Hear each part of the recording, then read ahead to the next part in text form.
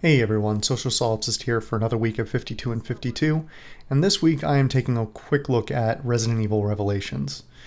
This is number one, not number two, and if you haven't already gone and watched my friend Spencer's video on the state of Resident Evil, I highly suggest you go take a look at that, link in the description. We played this together about a month ago as of when this video will go up. And this game is rough. We originally started out playing raid mode before we even played before we played any of the campaign, just because we wanted something to do on a random weekend. And my initial thought was that it looked pretty all right. Until you realize that it doesn't. It doesn't at all. They've buffed up the character models and the polygon count and stuff like that quite a lot. But outside of the characters themselves, the environments and all that have not been made to look particularly good. But that's just the beginning, because this was originally a 3DS title, which I think I should have mentioned before. That's why this doesn't look good, probably. A lot of the controls are pretty wonky, and I don't want to say they're outright broken, because I've seen a lot worse, but they have a lot of little hiccups. Instead of like any big glaring errors, they just don't feel right. They've got little hiccups where your aim down sights and things like that just don't follow the way they ought to. You pop into a menu and pop back out of it, and for some reason your scoping is all off. It's really weird.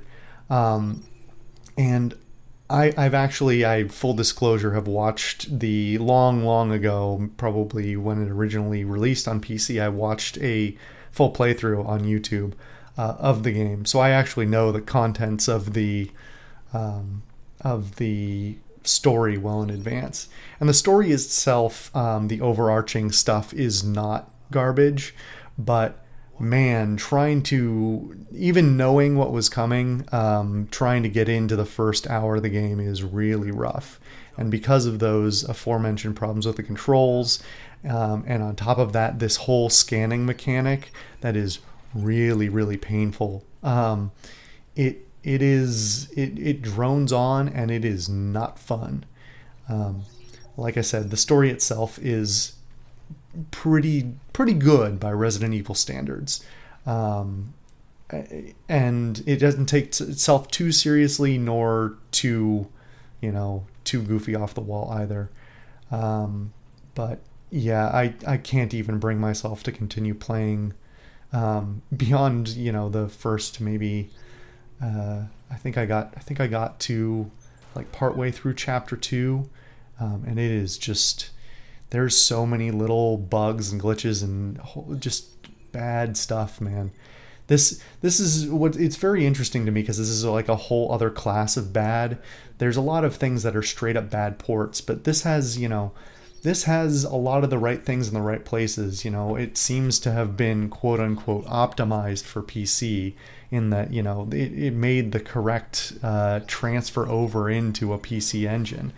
But man, did the controls and stuff, they didn't rework it from scratch, and that's what you got to do. They instead tried to make some sort of transfer over, and it just wasn't enough to make it not feel like garbage.